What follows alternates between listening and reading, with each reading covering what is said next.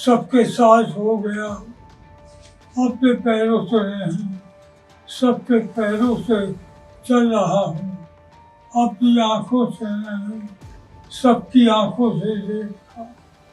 जागता हूँ तो सबकी नींद से, सोता हूँ तो सबकी नींद। मैं अकेला नहीं, मुझे लोगों की भीड़ इकट्ठी है, मुझे ढूंढो मत, मैं सब लोग हो चुका हूँ।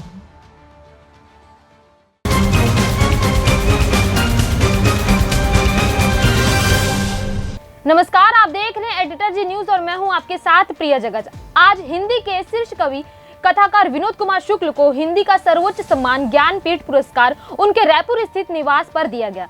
ज्ञानपीठ के महाप्रबंधक RN तिवारी ने सम्मान के साथ उन्हें बागदेवी की प्रतिमा और पुरस्कार का चेक प्रदान किया। विनोद कुमार शुक्ल ने अपने पाठकों के प्रति आभार व्यक्त करते हुए कहा कि जब हिंदी भाषा सहित तमाम भाषाओं पर संकट की बात की जा रही है, मुझे पूरी उम्मीद है कि नई पीढ़ी हर भाषा का सम्मान करेगी, हर विचारधारा का सम्मान करेगी। उन्होंने कहा कि किसी भाषा या अच्छे विचार का नष्ट होना मनुष्यता का नष्ट होना है। बता दें कि विनोद कुमार शुक्ल का जन्म छत्तीसगढ़ के राजनांद गाँव में 1 जनवरी 1937 को हुआ था।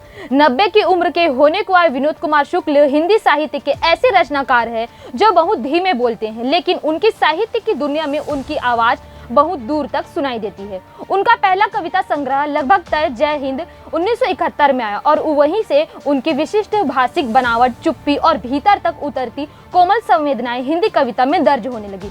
विनोद कुमार शुक्ल पिछले कई सालों से बच्चों और किशोरों के लिए भी लिख रहे हैं। उन्होंने कहा कि मुझे बच्चों, किशोरों और युवाओं से बहुत उम्मीदें हैं। मैं हमेशा कहता रहा हूं कि हर मनुष्य को अपने जीवन में एक किताब जरूर लिखनी चाहिए। अच्छी किताबें हमेशा साथ होनी चाहिए। अच्छी किताबों को समझने के लिए हमेशा जूझना पड़ता है। किसी भी क्षेत्र में शास्त्रीयता को पाना है तो उस क्षेत्र के सबसे अच्छे साहित्य के पास जाना चाहिए। इसके साथ ही उन्होंने आलोचनाओं को लेकर कहा कि किसी अच्छे काम की आलोचना अगर की जाती है तो उन आलोचनाओं को अपनी ताकत बना ले।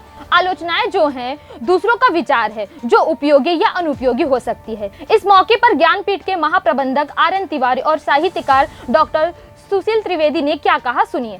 ये एक ज्ञानपीठ के लिए, जैसा कि भी बताया कि हिंदी साहित्य के लिए, विशेषकर छत्तीसगढ़ के लिए, क्योंकि छत्तीसगढ़ में पहली बार किसी को पुरस्कार दिया गया है। अन्य प्रदेशों की अगर आप तुलना करें तो छत्तीसगढ़ इस मामले में सौभाग्यशाली भी है।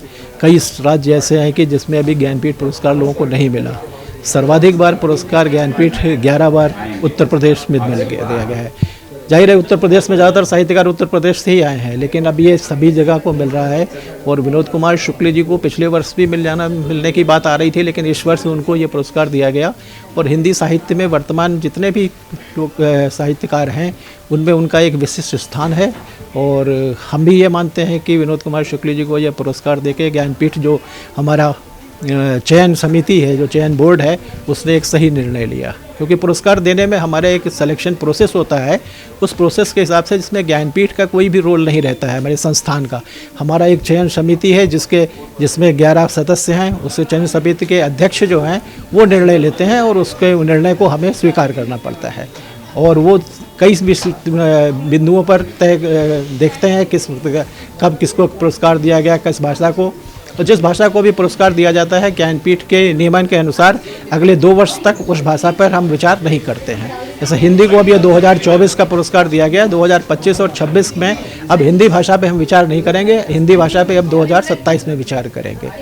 और ये बड़ा अच्छा लगा। हालांकि जैसे मैंने बताया कि ये अभी तक के समारोह में सबसे सूक्ष्म समारोह ये रहा है और हमारा बड़ा भव्य समारोह रहा था। छत्तीसगढ़ शासन भी चाहता था कि भव्य समारोह किया जाए, लेकिन स्वास्थ्य की दृष्टि को देखते हुए हम इस समारोह को शुक्ल जी के निवास स्थान पे आकर करके, और मुझे खुशी है कि भाई जो भी है, छोटा या बड़ा जैसा भी है, हमने एक अच्छी तरह से अपने कर्तव्यों का पालन कर दिया है। धन्यवाद। नहीं, मैं यही कहूँगा कि ये पुरस्कार मिल रहा है, अच्छा लग रहा है और लोगों को साहित्य पढ़ना चाहिए और अच्छा साहित्य पढ़ना चाहिए।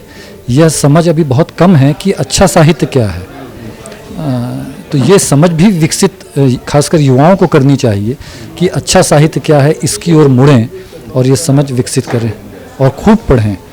क्योंकि किसी भी क्षेत्र में अगर आगे बढ़ना है तो उस क्षेत्र के, जैसे भी दादाजी ने भी कहा कि अच्छे साहित्य के करीब तो जाना ही होगा। मुझे ऐसा नहीं लगता कि युवा किताबों से दूर जा रहे हैं।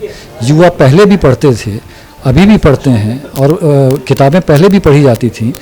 लेकिन इन जो सामाजिक जो माध्यम हैं उनके आने के बाद वो पढ़ते हुए दिख रहे हैं। तो ये धारणा जो कही जाती थी कि कम पढ़े जाते हैं किताबें, मैं नहीं मानता। किताबें पहले भी पढ़ी जाती थी, लेकिन अब किताबों का पढ़ना दिख रहा है।